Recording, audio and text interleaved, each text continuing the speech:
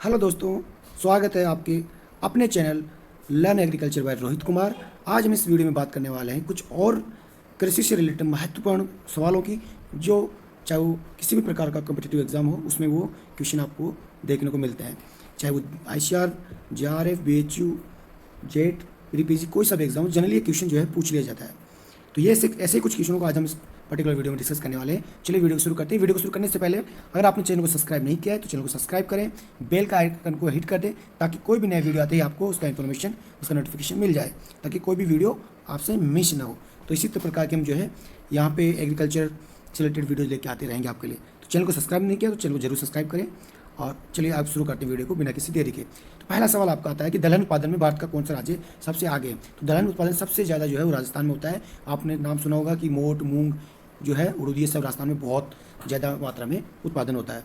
उसके अलावा दूसरा क्वेश्चन है कि स्वच्छ जलीय मछली का उत्पादन करने वाला कौन सा राज्य है। स्वच्छ जल में जो मछली का उत्पादन होता है वो सबसे ज़्यादा होता है पश्चिम बंगाल में। ठीक है, उसके अलावा जो है बहुत सारे राज्य इसका उत्पादन करते हैं, लेकिन स्वच्छ जलीय जो है वो उत्पादन होता है केवल पश्चिम बंगाल में। उसी में दूसरा क्वेश्चन है, तंबाकू उत्पादन में भारत का विश्व में कौन सा स्थान है। तो भारत का कौन सा स्थान है तंबाकू उत्पादन में? ये है आपका तीसरा स्थान है भारत का। ठीक है, तो ये आपका भारत का तीसरा स्थान हो गया। और नेक्स्ट क्वेश्चन है, भारत के जूट का सर्वाधिक क्षेत्रफल वाला राज्य कौन सा है। मतलब भारत में जूट का सर्वाधिक क्षेत्रफल वाला राज्य कौन सा? पश्चिम बंगाल। जूट सबसे ज़्यादा पश्चिम बंगाल में होता है।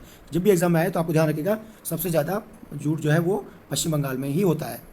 चलिए आगे बात करते हैं, जो है अगले सवाल की तरफ बढ़ते हैं। तो अगला सवाल है, भारत का सबसे बड़ा सोया उत्पादक राज्य कौन सा है। सोयाबीन सबसे ज़्यादा कहाँ उत्पादन होता है? तो भाई मध्य प्रदेश में। सोयाबीन का कटोरा कहते हैं मध्य प्रदेश को, क्योंकि मध्य प्रदेश में सबसे ज़्यादा सोयाबीन पैदा होता है। चलिए आगे शुरुआत करते हैं नेक्स्ट क्वेश्चन की। वो है आपका नारियल उत्पादन में भारत का इसमें कौन सा स्थान है। प्रथम स्थान। नारियल सबसे ज़्यादा भारत में होता है, वो इस चीज़ का आपको पता होना चाहिए। हरित क्रांति के फलस्वरूप देश में कुल खाद्यान्न में कितनी उत्पादकता में कमी आई। ठीक है, जब हरित क्रांति आई तो उसमें जो है कुल खाद्यान्न में किसकी उत्पादकता में कमी आई थी। मतलब वहाँ पे जो है दलहन और मोटा अनाज में कमी आई थी। क्यों? क्योंकि गेहूँ और चावल का खेती सब ज़्यादा होता था, उसमें सब ज़्यादा क्रांति आई थी, उसमें सब ज़्यादा प्रोडक्शन बढ़ा था। तो आपका जो दलहन और जो मोटा अनाज था वो उसकी उत्पादकता में कमी आ गई थी। ठीक है, तो अगला प्रश्न की तरफ बढ़ते हैं। शुष्क भूमि के लिए सबसे अच्छी फसल कौन सी है। शुष्क भूमि के लिए, जैसे शुष्क भूमि कौन सी है, जैसे राजस्थान हो गया, गुजरात हो गया, इस सब में जो है शुष्क भूमि जनरली पाई जाती है। तो ये जो है मूंगफली के लिए सूटेबल है।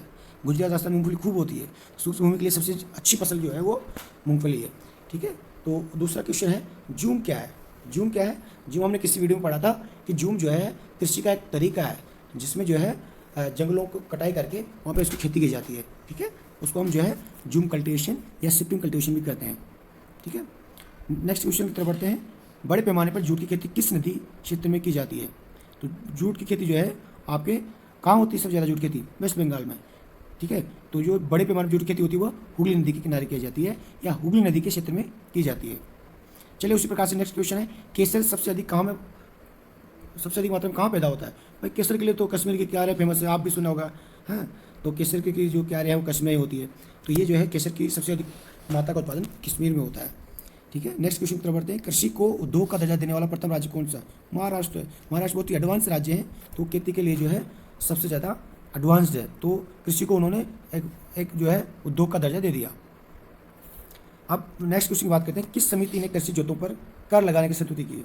ये राज कमेटी करके एक कमेटी बनी थी, जिन्होंने जो है कृषि जोतों पर भी कर लगाने की रिकमेंडेशन दिया था। नेक्स्ट क्वेश्चन की तरफ बढ़ते हैं। भारत के कुल क्षेत्रफल के कितने प्रतिभाग पर खेती होती है। भारत का जो टोटल एरिया है उसके 50% जो एरिया भाग है उस पर खेती होती है। नेक्स्ट क्वेश्चन की तरफ बढ़ते हैं। भारत में कितने प्रतिशत भाग पर चरागाह है, मतलब जानवरों के चरने के लिए जगह खाली है? मात्र 4% में, जो बहुत कम है। ठीक है, आगे बढ़ते हैं। वन से भरी भूमि का प्रतिशत कितना है? 21%। मतलब जो वनों से ढका हुआ, वन आच्छादित जो भूमि बोलते हैं इसको, जहाँ पे वन है, जहाँ पे जंगल है, तो 21% भूमि पे जो है वन है इंडिया में। ठीक है, अगले सवाल की तरफ बढ़ते हैं। बंजर भूमि तथा बिना उपयोग की भूमि का प्रतिशत भारत में कितना है। बंजर भूमि भाई 24% है। ठीक है, नकदी फसल किसे कहते हैं? ये नकदी फसल का उस दिन अपन ने पढ़ा था नेक्स्ट पिछले वीडियो में कि नकदी फसल में जो है कैश क्रॉप्स बोलते हैं। कैश क्रॉप्स मतलब आपका गन्ना हो गया, आपका कॉटन हो गया, जूट हो गया, तंबाकू हो गया, ये सारी चीज़ें जो है आपका आता है नकदी फसल में। ऐसी फसलें जो व्यापार करने के उद्देश्य से किसानों के द्वारा प्रोड्यूस की जाती है, पैदा की जाती है। अगले सवाल जो है वो है महत्वपूर्ण सवाल है जो आपको पता होना चाहिए कि रबी की फसल किससे कहते हैं। अब बताइए, अपन ने पिछली वीडियो में डिस्कस किया था इस सवाल को कि जो सर्दियों में जो फसलें बोई जाती है, जो अक्टूबर नवंबर में फसलें बोई जाती है और मार्च अप्रैल में काटी जाती है, उनको हम बोलते हैं रबी की फसलें। जैसे गेहूँ है, जो है चना है, मटर है, सरसों है, आलू है, राई है इत्यादि, ये सारी फसलें जो है रबी की फसलें कहलाती है। अब अगली बात करते हैं अगली फसल की, खरीफ की फसलें। भाई खरीफ की फसलें जो बरसात में जो बोई जाती है, यानी कि जून जुलाई में बोई जाती है और सर्दियों में काटा जाती है, नवंबर दिसंबर में काट ली जाती है। धान, गन्ना, तिलहन, कपास, मक्का, तिल, ज्वार, बाजरा, पल्सेस भी आती है। ठीक है, आगे बढ़ते हैं। जायद की फसल का क्या अर्थ होता है? भाई जायद मतलब जो गर्मियों में फसलें होती है, मई जून में बोई जाती है और जुलाई अगस्त में काट ली जाती है। ठीक है, इसको ड्यूरेशन क्रॉप्स भी बोल सकते हो आप इनको, जैसे राई, उड़द, मूंग, तरबूज, खरबूजा, ककड़ी, खीरा, ये सारी जो है जायद की फसलें जो 3-4 महीने में लेके ख़त्म करते हैं इसको। चलिए आगे बढ़ते हैं। अगला जो महत्वपूर्ण सवाल है वो है झूम खेती क्या है। देखिए भाई, जैसे मैंने अभी आपको बताया वैसा ही कुछ इसमें भी है। इसमें जंगलों को काट कर भूमि साफ की जाती है और उस साफ की भूमि पे हम खेती करते हैं। कुछ दिनों बाद भूमि की उर्वरता समाप्त हो जाती है, यानी उसकी जो फर्टिलिटी है, जो उसकी उपयोगिता है वो खत्म हो जाती है। तो किसान क्या करता है, जंगल में दूसरी जगह जाके जगह साफ करता है, फिर वहाँ खेती करता है। मतलब एक जगह को खेती किया फिर दूसरी जगह चले गए। इस तरह से जंगलों में अलग अलग जगह पे खेती करते हैं और उसको छोड़ के दूसरी जगह चले जाते हैं, तो इसको बोलते हैं झूम खेती। इसको हम शिफ्टिंग कल्टीवेशन बोलते हैं। और इस तरह की खेती हर जगह नहीं होती है। जो पहाड़ी एरिया है, जो पूर्वोत्तर राज्य हैं, उसमें इस तरह की खेती की जाती है। ठीक है, झूम की खेती को जो है मलेशिया में और फिलीपींस में और मैक्सिको में, श्रीलंका में और वेनेजुला में भी अलग अलग नामों से जाना जाता है। जैसे मलेशिया में इसको लडांग बोला जाता है, फिलीपींस में इसको चोगन बोला जाता है, मैक्सिको में इसको मिल्पाज बोला जाता है, श्रीलंका में चन्ना बोला जाता है और वेनेजुला में कोनुका बोलते हैं। तो इसको अलग अलग नामों से जाना जाता है। इंडिया में भी इसको 2-3 प्रकार के नाम से जाना जाता है, जो हमने पिछले वीडियोस में डिस्कस किया था। अगर आपने वो वीडियो नहीं देखा, जाके उसको जरूर देखें, सो दैट कि आपको कुछ बेहतर, कुछ नया सीखने को मिला है। चलिए अगले सवाल की तरफ बढ़ते हैं। देश में कुल कृषि योग्य भूमि के कितने % भाग पर गेहूँ की खेती की जाती है? भाई सबसे ज़्यादा जो है गेहूँ और चावल ही पैदा होता है भारत में। डेफिनेटली जो है इसका अच्छा खासा प्रतिशत होता है और वो है आपका 15%। तो हरित क्रांति का सबसे अधिक प्रभाव किस फसल पर पड़ा?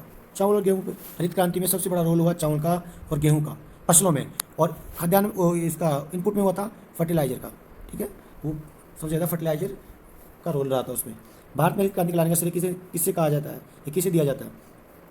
हेमंत स्वामीनाथन साहब का बहुत बड़ा रोल है हमारे देश पे। इन्होंने बहुत ज़्यादा कंट्रीब्यूट किया है और इन्होंने एक हरित क्रांति जैसा बहुत ही जरूरी कदम ला के भारत को खाद्यान्न उत्पादन में आत्मनिर्भर बनाया। हमको किसी देश के ऊपर डिपेंड रहने की जरूरत नहीं है, किसी देश से भीख मांगने की जरूरत नहीं है। भारत अब खुद सक्षम हो गया है। ठीक है, तो अगला सवाल की तरफ बढ़ते हैं। भारत में हरित क्रांति की शुरुआत कब हुई थी? मैंने बोला था आपको पिछली वीडियो में भी कि 1967-68 में इसकी शुरुआत हुई थी। तिलानी प्रौद्योगिकी मिशन की स्थापना कब हुई थी? 1986 में हुई थी। हमने पिछले वीडियो में देखा था इस सवाल को, फिर यहाँ देख रहे हैं ताकि आपको बार बार रिपीट होकर अच्छे से परमानेंट मेमोरी में चला जाए और जब भी ये क्वेश्चन पूछा जाए तो आप उसको गलत ना करें। तो नेक्स्ट क्वेश्चन की तरफ बढ़ते हैं। भारत यूरिया के मामले में कितना आत्मनिर्भर है? भाई आत्मनिर्भर भारत यूरिया के मामले में पूरा है, लेकिन बहुत सारी जो पोस्टपोटिक फर्टिलाइजर वगैरह है और वो उसमें नहीं है, वो बाहर से इंपोर्ट करना पड़ता है। किस उर्वरक का भारत पूरी तरह से आयात करता है? अपना पोटेशियम। ठीक है, केसर का एकमात्र उत्पादक राज्य कौन सा है? जम्मू एंड कश्मीर। बिल्कुल, ये याद, जब भी केसर की बात होगी, केसर की कार्यों की बात होगी तो जम्मू एंड कश्मीर की बात होगी, जो हमारा सिरमौर है, जो हमारे सिर का ताज है। भारत में सबसे अधिक रेशम उत्पादन कहाँ होता है? कर्नाटक में होता है। कर्नाटक में रेशम बहुत ही बढ़िया क्वालिटी, मतलब बहुत फेमस है। वहाँ की जो रेशम की साड़ियाँ बहुत ही अच्छी मिलती है। ठीक है, उसके बाद में जो है अब बात करते हैं प्राकृतिक रबड़ में भारत का कौन सा स्थान है? केरल में जो है सबसे ज़्यादा भारत का रबड़ उत्पादन होता है और विश्व में 4था स्थान है। ठीक है, तो प्राकृतिक रबड़ भारत में जो है को अच्छी खासी मात्रा में पाया जाता है। नासिक किसी खेती के लिए प्रसिद्ध है? भाई नासिक 2 चीज़ों के लिए फेमस है, अंगूर और प्याज। नासिक का प्याज बहुत फेमस है, अंगूर भी बहुत फेमस है। ठीक है, तो इसके अलावा नेक्स्ट क्वेश्चन पे हम बढ़ते हैं। कॉफ़ी के उत्पादन के लिए भारत में कौन सी जगह फेमस है? कॉफ़ी के लिए हमने लास्ट वीडियो में देखा था, याद है तो बताओ। नीलगिरी की पहाड़ियाँ, कूर्ग उसका स्पेशल जगह का नाम है। राष्ट्रीय रसदार फल अनुसंधान केंद्र कहाँ है? नागपुर में। रसदार फल क्या होता है? नींबू, संतरा है, ये सब चीज़ें। सबसे अधिक तंबाकू उत्पादित करने वाला राज्य कौन सा है? आंध्र प्रदेश और तमिलनाडु में। ठीक है, तो ये ध्यान रखिएगा कि टैबको प्रोडक्शन में कौन सा राज्य लीडर है? आंध्र प्रदेश, तमिलनाडु। इसमें किसके उत्पादन में भारत का स्थान पहला? भाई बहुत सारी चीज़ों में है, आम में है, चीकू में, खट्टा नींबू है, केला है, नारियल है, काली मिर्च है, हल्दी है, अदरक है, सब में प्रोडक्शन में जो है भारत नंबर 1 है। ठीक है, उसके अलावा जो है सब्जियों और फलों के उत्पादन में विश्व में भारत का कौन सा स्थान? दूसरा है। पहला स्थान चीन का, दोनों में, सब्जी में भी और फलों में भी। चलिए आगे बढ़ते भाई। तो अब हमारा जो नेक्स्ट क्वेश्चन है वो है विश्व में चावल के उत्पादन में चीन के बाद किस देश का स्थान होता है? मतलब समझ रहे हो, चावल के उत्पादन में नंबर 1 है चीन। तो नंबर 2 कौन है, इसका आंसर आप हमको कमेंट बॉक्स में दीजिए, और आपका अगर आंसर हमको सही लगा तो हम उसमें आपको रिप्लाई करने की कोशिश करेंगे। और मिलते हैं फिर अगले वीडियो में किसी नए टॉपिक के साथ, नई नॉलेज के साथ। तब तक आप हमारे साथ बने रहिए। हमारे चैनल को सब्सक्राइब नहीं किया तो चैनल को सब्सक्राइब करना ना भूलिए। अगर वीडियो पसंद आए तो लाइक बटन को ज़रूर दबाइए और हमारे साथ बने रहिए। थैंक यू, धन्यवाद।